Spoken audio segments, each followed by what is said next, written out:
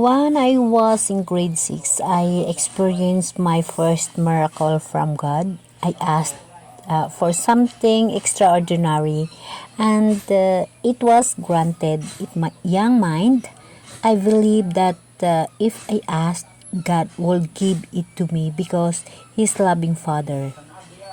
Since that day, I believe that if you ask, you receive. However, as I grow older, I realize that God has a plan for each person.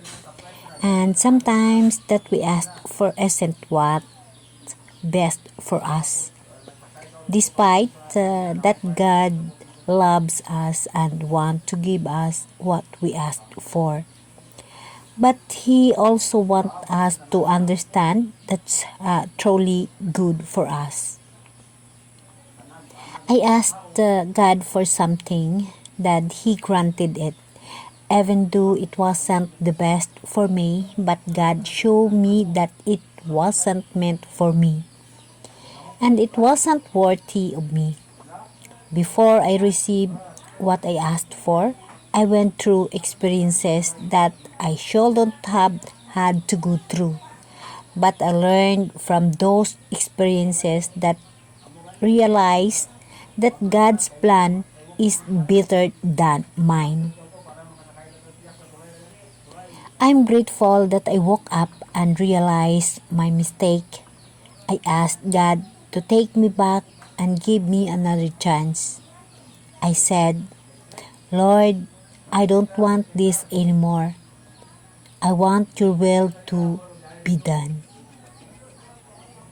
And God granted me the chance. I learned that with God, everything is possible. Even the impossible, I've come to trust and completely, knowing that He's always with me and helping me. So I realized that day that was my first miracle experience, and that is the way that I've learned so much about God and what is the best relation to the God. My testimony, this is very important because I'm very trusting in God's plans and timing to me. All my plan in that day is gone, and I decide to follow His will for me.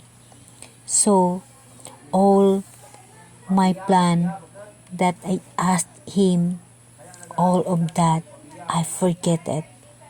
And I back in what the first plan in my life with God.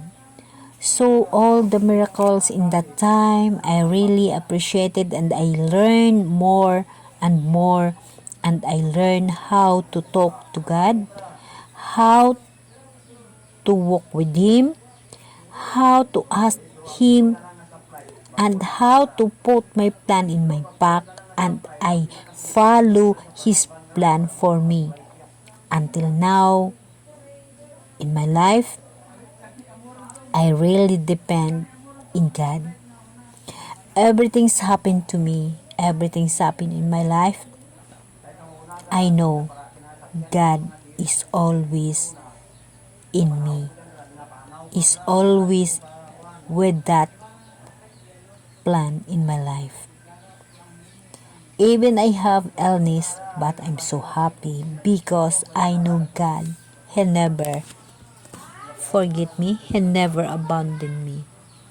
Lord, thank you so much.